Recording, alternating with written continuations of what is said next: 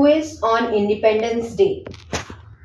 Question number 1. When was India's Independence Day officially declared? And the answer is India's Independence Day was declared on 15th August 1947. Second question. Who was the first Prime Minister of independent India? Answer. Jawaharlal Nehru served as the first Prime Minister of India from 1947 to 1964. Now, question number 3. What is the significance of the Indian national flag on Independence Day? Answer.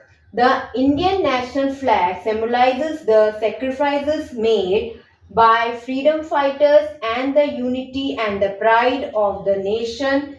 It is hoisted on Independence Day to honor the country's independence struggle.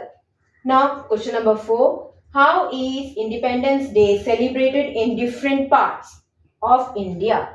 It is celebrated with great enthusiasm and patriotism. People hoist the flag, sing national anthem. What is the importance of Mahatma Gandhi in the Indian independence movement?